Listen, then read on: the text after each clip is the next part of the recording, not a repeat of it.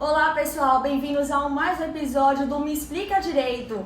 Eu sou Sofia Dimas e hoje eu estou aqui com o advogado Lucas Salles, especialista na área criminalista e também no tribunal. Me conta mais um pouquinho sobre a sua carreira. Bem, eu tenho 10 anos de advocacia atuando e ultimamente, eu falo ultimamente porque talvez nos últimos 6 anos que eu tenha me enveredado de forma exclusiva para a área criminal. No início da advocacia apareciam muitos casos consumerista, trabalhista, mas eu sempre tive um anseio, eu sempre tinha vontade de atuar exclusivamente na área criminal. Então, desde uns 6, 7 anos mais ou menos, que eu tenho me direcionado exclusivamente para essa seara do direito. Interessante, Lucas. E como você tinha falado da área que você já atuou em outras áreas também, sem ser de criminalista, de trabalhista, eu acho que todo advogado ele tem um ponto virada na carreira, que é aquele momento que muda tudo. Qual foi o momento assim que você percebeu que você era da área criminalista e não das outras áreas? Olha só, eu tive a oportunidade de fazer meu primeiro júri. E nesse primeiro júri ocorreu uma coisa comigo que eu achei que foi realmente o que me fez sentir uma atração irresistível pela área criminal e principalmente para a atuação na área do júri, que foi a primeira vez que eu atuei num júri e que era um caso completamente difícil, muito difícil, e que nós conseguimos absolver o réu.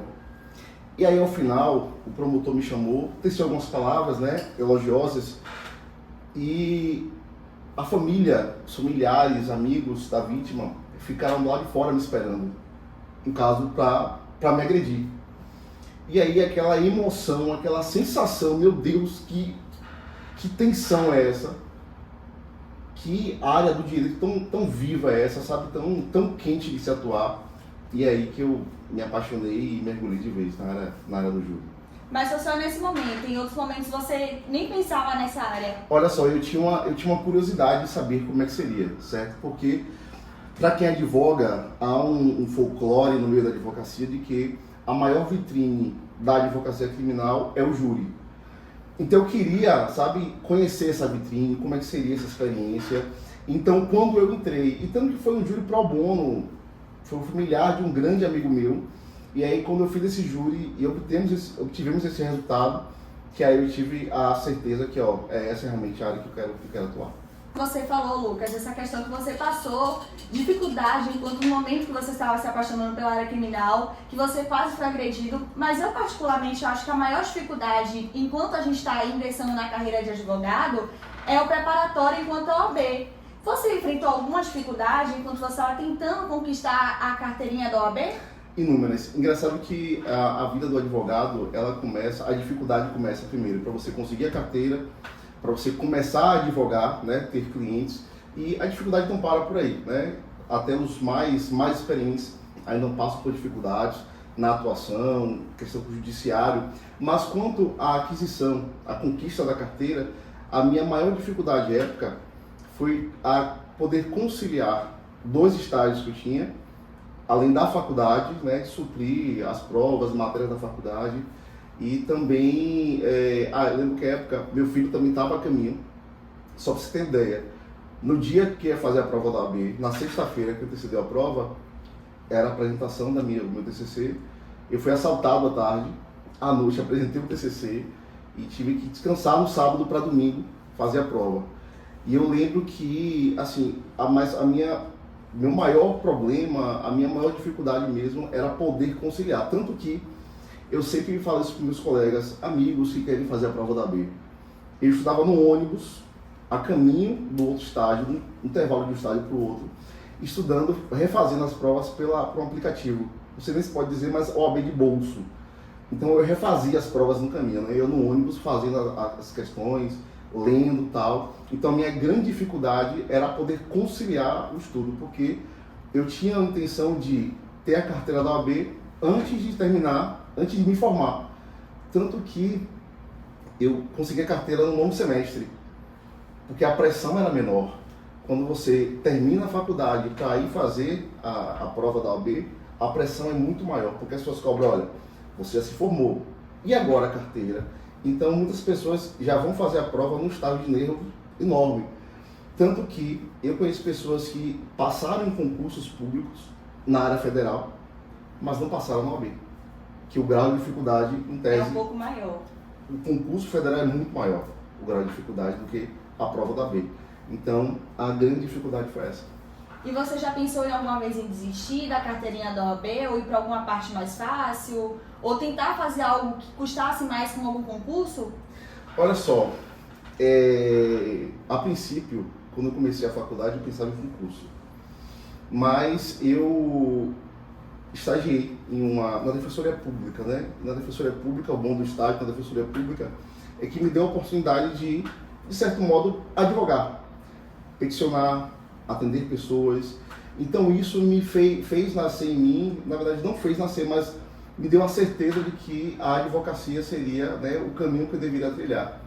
Concurso público, às vezes a gente pensa em fazer aqui e ali, mas é muito difícil para quem está atuando, porque a advocacia ela é muito ciumenta. É muito difícil você, por exemplo, você associar a advocacia com estudo de alto nível para fazer um concurso interessante, um concurso que tem um retorno interessante. Agora, pensar em desistir da carteira, eu lembro que quando eu era estagiário, que eu pensei em desistir. Por quê? O nível de exigência, eu lembro da minha defensora, a defensora que eu era, de quem eu era estagiário, era muito alto, ela cobrava muito. E isso, a princípio, no início me assustou. Porque eu pensei, velho, talvez eu não seja nem capaz disso. Talvez isso nem seja para mim. Mas foi essa cobrança excessiva que fez com que eu estudasse, com que eu possa me preparasse. Tanto que quando eu saí dela, acabou meu estágio, uma outra defensora me contratou para ficar auxiliando ela, sabe? Mesmo por fora, sem nenhum vínculo. Mas para ficar ajudando ela, porque o trabalho... Você já tinha experiência e a cobrança... Isso. E aquela cobrança me ajudou.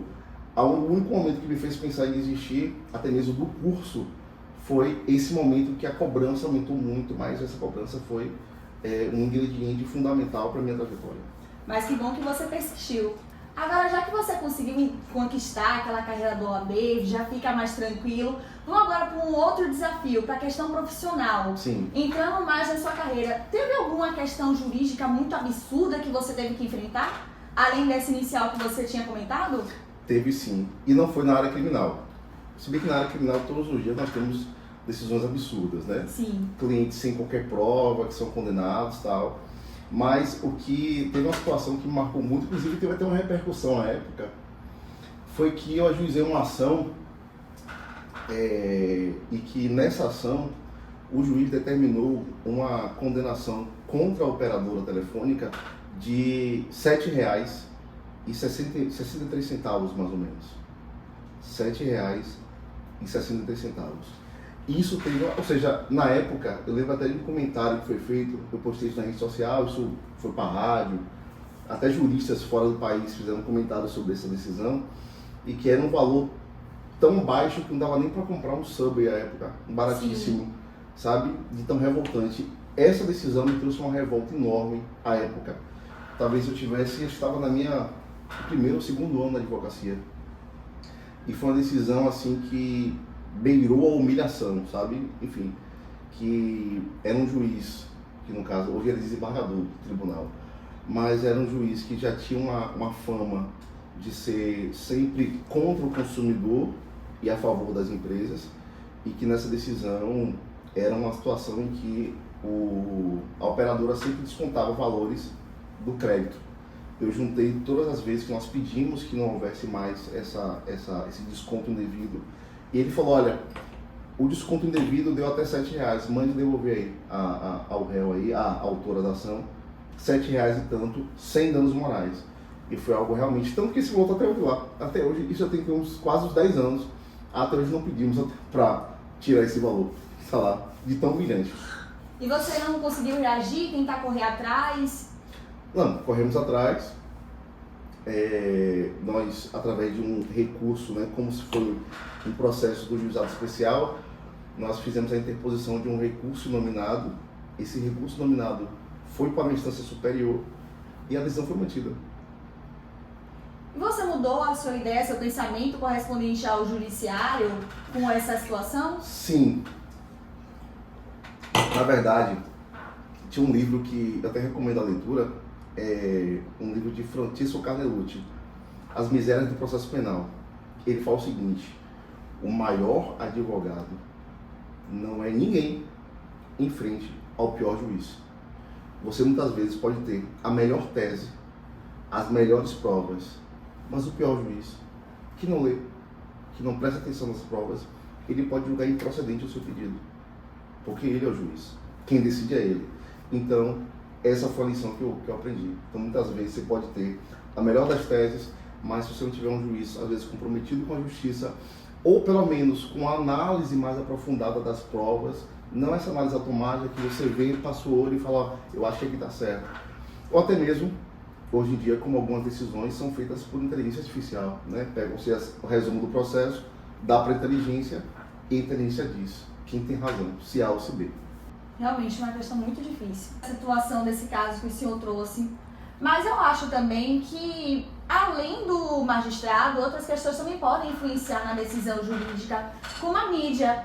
Você acha que a mídia ela pode atrelar em um lado de um caso, um lado positivo e também negativo?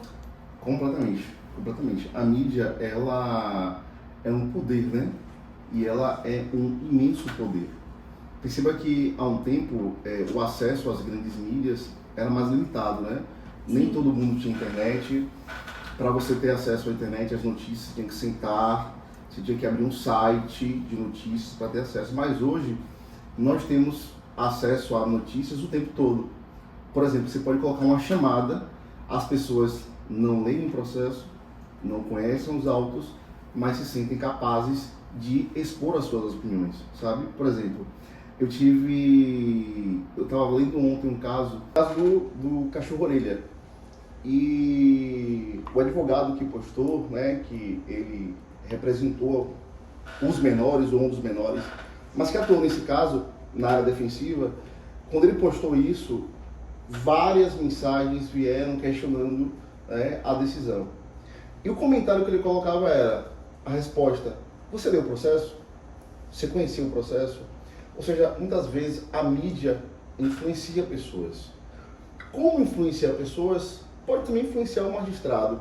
Uma das lendas urbanas que mais a gente ouve a princípio na faculdade é sobre a imparcialidade do juiz.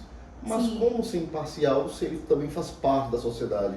Como ser imparcial se ele também está sujeito à violência, está sujeito a ser assaltado, a ser sequestrado, a ter um familiar vítima de qualquer crime ou qualquer outra situação? Como ser imparcial, cobrar imparcialidade de alguém da sociedade? É impossível.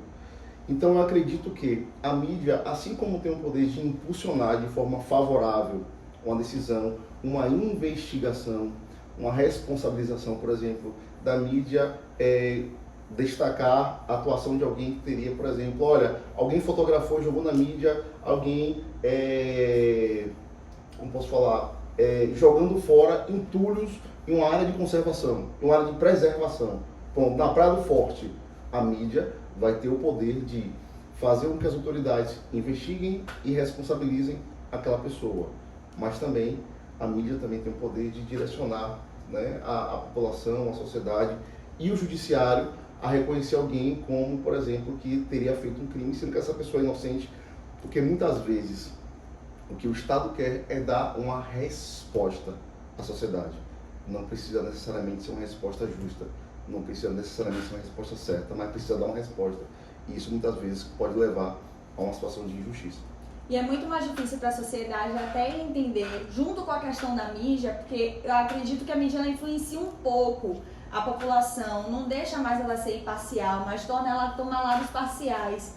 Mas também acaba comovendo a sociedade, trazendo aquele ar de injustiça, às vezes querendo tomar decisão com as próprias mãos. Exatamente, exatamente. O que é um perigo, né? É um perigo. Sim. Nós tivemos um caso recente, acho que toda a população teve acesso, que um apresentador daqui de Salvador, ele direcionou, né, a investigação para uma pessoa que mostrou-se até então ser inocente. E interessante que essa pessoa, né, para quem foi direcionada essa suspeita, passou a ser vítima de perseguição, de ameaça, tendo um risco sério de ser morto pela sociedade, por aquela comunidade, por conta da comoção daquele fato, a comoção daquele crime. Da idealização de justiça. Exatamente, né? E as pessoas às vezes acreditam que a justiça é aquela que você faz com as próprias mãos. Mas eu sempre falo que a justiça, ela sempre depende, ela é muito subjetiva, né? Ela é muito pessoal. Tem pessoas que têm um senso de justiça diferente das outras. Mas, às vezes, a população, quando está cega, né? E, às vezes, num contexto de multidão, ela pode cometer atrocidades, né? Acreditando que aquilo é a justiça, mas sem olhar para si, também, no entendimento que também está cometendo um crime, né? Realmente.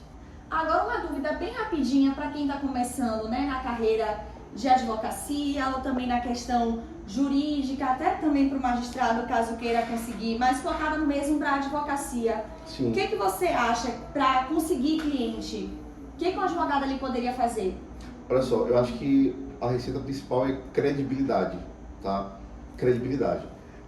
Hoje, há muitas vezes um estelionato jurídico, que algumas pessoas dizem ter feito alguma coisa sem ter feito, dizem ser algo que não são. Eu acho que isso é muito perigoso, porque muitas vezes a ansiedade em ter clientes, a ansiedade em fazer um nome, em ter uma carreira, muitas vezes acaba fazendo que o profissional ele acabe atropelando as coisas, né? Primeiro você precisa abrir a terra, jogar a semente, fechar, regar e esperar nascer. Mas quando você quer tudo de uma forma abrupta, de forma rápida, instantânea, como um miojo, isso pode causar sérios prejuízos. Porque a credibilidade, você precisa ser visto e ser visto como um bom profissional, ser visto como um profissional ético, que não mente para os clientes, né? Que muitas vezes há situações em que, olha, eu vou conseguir isso. Não existe causa-ganha, existe trabalho bem feito. Então, com trabalho bem feito, eu acredito nas possibilidades de você conseguir clientes. Maus advogados do mercado são bons, porque esses maus advogados fazem com que os clientes venham para os bons advogados. Bem interessante. E você acha que para quem está começando do zero, para não cometer erro, qual seria o melhor direcionamento? O melhor direcionamento é você... Essa é uma pergunta muito difícil, viu? Sim. Muito, muito difícil. Assim, eu falo por mim, tentando, erro, acerto. Erro, acerto nas escolhas, eu não falo erro, acerto você arriscar, aventurar e pegar um direito de alguém e você aventurar, olha, não sei fazer, mas faça boas parcerias. Se você ainda não sabe fazer aquilo, olha, eu não me sinto seguro, chama um colega para fazer contigo. Talvez um colega tenha mais experiência, um vai ensinando o outro. Até hoje eu tenho 10 anos de advocacia e eu aprendo com estudantes. Todos os dias, né? Todos os dias eu aprendo com novos advogados, jovens advogados, todo dia. Então, sempre alguém tem algo para ensinar para a gente. Então, e muitas vezes jovens advogados também nos procuram para que a gente possa fazer parcerias, até mesmo orientar, sabe? Então, pedir orientação, isso não tira a credibilidade de ninguém, sabe? Isso, às vezes é necessário reduzir um pouco a vaidade, pedir conselhos e tal. E é melhor você pedir conselhos, isso é muito sério, pedir conselhos a colegas mais experientes do que pedir conselhos ao ChatGPT. Verdade. É isso. Agora, Lucas, para finalizar o nosso episódio do podcast, me fala um mito da advocacia e desmistifica ele pra gente. Um mito da advocacia. O mito da advocacia é acreditar que a advocacia é uma profissão glamurosa. Sim. É acreditar que a advocacia é uma profissão apenas de lugares instagramáveis. Para quem atua na advocacia criminal, por exemplo, você precisa estar em presídios em que local insalubre, com ratos, com estrutura péssima, com pessoas muitas vezes que estão há dias sem tomar banho, sem poder tomar banho. Então acreditar que a advocacia ela é feita apenas de glamour, apenas de coisas, como eu disse, instagramáveis, fofinhas, cheirosas, é uma lenda. Material. É uma lenda. Isso, uma lenda também é acreditar que a advocacia, você vai entrar na advocacia para ser rico. Você vai ser rico de trabalho. Sim. Tem muito trabalho para fazer. Então, assim, claro, os ganhos financeiros é uma consequência natural de um trabalho bem feito, mas acreditar que você vai entrar na advocacia e vai encontrar uma profissão com glamour e com rentabilidade fácil, isso aí é uma lenda urbana. Realmente. E é isso, gente. Nós finalizamos mais um episódio do Me Explica Direito. E peço para vocês que fiquem insistindo nas nossas páginas, porque nós sempre vamos lançando atualizações e trazendo mais episódios, com inclusive convidados inteligentíssimos e incríveis como o Lucas. Imagina. Esse é o nosso episódio Me Explica Direito. E é isso. Até uma próxima, me explica direito.